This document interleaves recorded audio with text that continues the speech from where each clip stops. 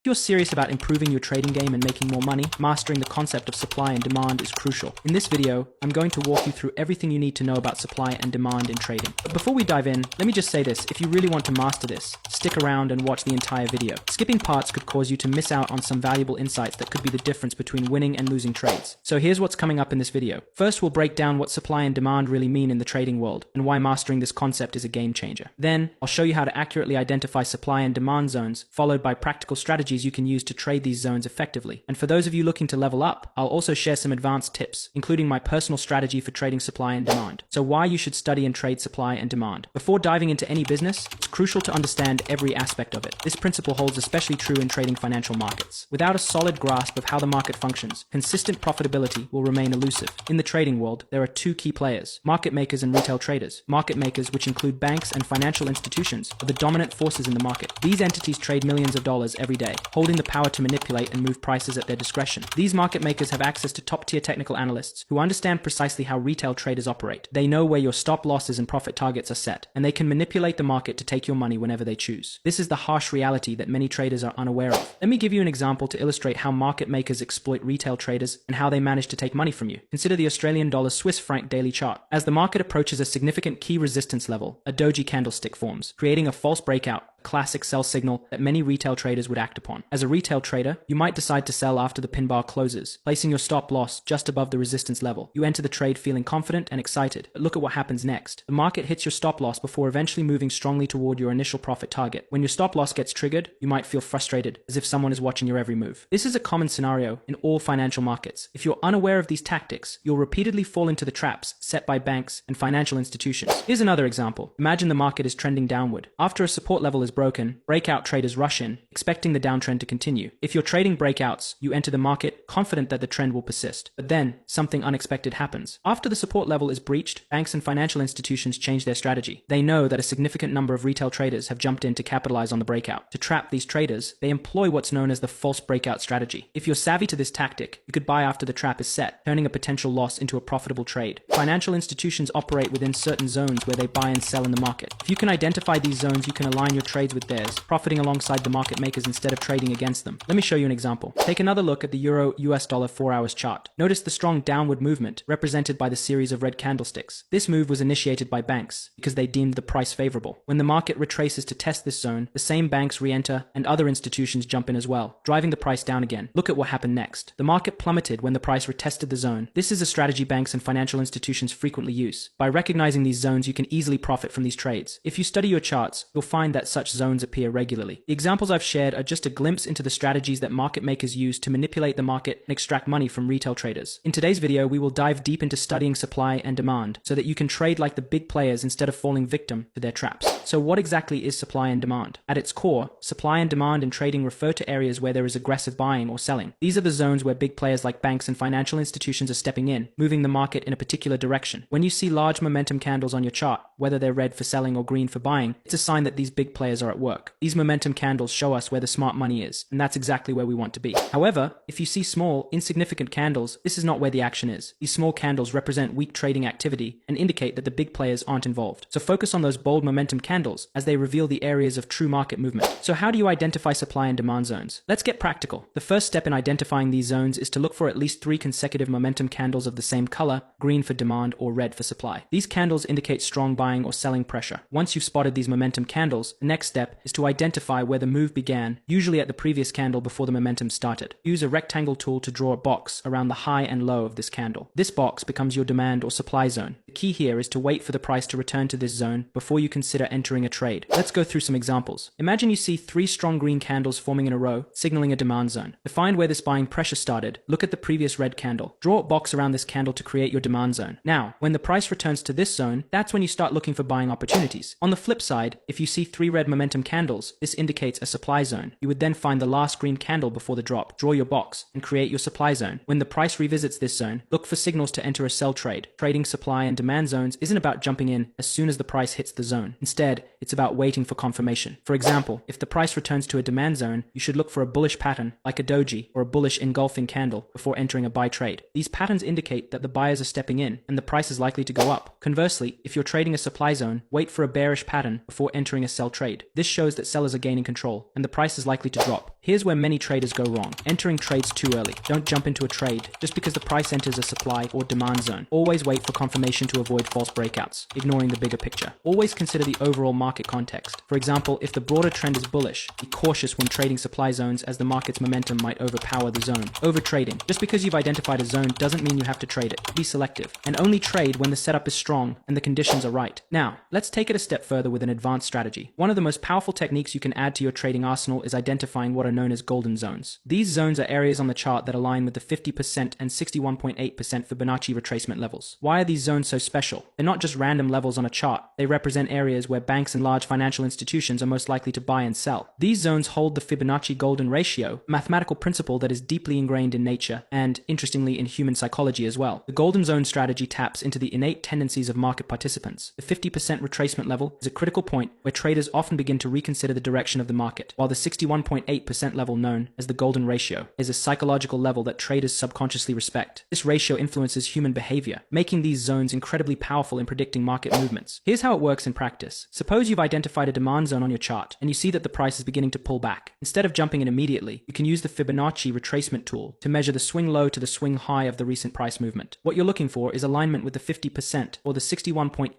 retracement level. When your demand zone overlaps with one of these Fibonacci levels, you found a golden zone. Why is this significant? Because these are the areas where the big players, the banks and institutions, are likely to step in. They understand the power of the golden ratio and use it to time their entries and exits. By identifying these zones, you're essentially positioning yourself to trade alongside the big boys rather than against them. Let me share with you my personal strategy for trading these golden zones. Identify the zone. First, I start by spotting the supply or demand zone using momentum candles, just as we've discussed earlier, but for confluence. Then, I bring in the Fibonacci retracement tool and check if the zone aligns with the 50% or 61.8% retracement levels. This confluence of signals strengthens the case for a trade. Wait for confirmation. I never rush into a trade. I wait for a strong confirmation, such as a bullish or bearish candlestick pattern, to validate the zone. This might be a bullish engulfing candle at a demand zone or a bearish engulfing candle at a supply zone. Risk management. Proper risk management is crucial. I set my stop loss just beyond the zone below the demand zone or above the supply zone, minimizing my risk in case the trade doesn't play out as expected. Set realistic targets. I aim for logical profit targets. This could be the next supply or demand zone, or if you're following the Fibonacci path, a key Fibonacci extension level like the 127.2% or 161.8%, which often serve as natural take profit points. In practice, this golden zone strategy might unfold like this. Imagine you've spotted a supply zone and the price begins to retrace. You apply the Fibonacci retracement tool and notice that the 61.8% level aligns perfectly with your demand zone. This overlap creates a powerful golden zone. As the price approaches this level, you're not just looking at numbers on a screen, you're seeing where the big institutions are likely to place their trades. Next, you wait for a confirmation signal. Let's say a doji candle forms right at the 61.8% level. This is your green light to enter the trade. You place your stop loss just above the supply zone, ensuring that your risk is well managed. For your take profit, you could target the next support level. Why does this strategy work so well? The answer lies in the psychology of the market. The Fibonacci levels, especially the 61.8%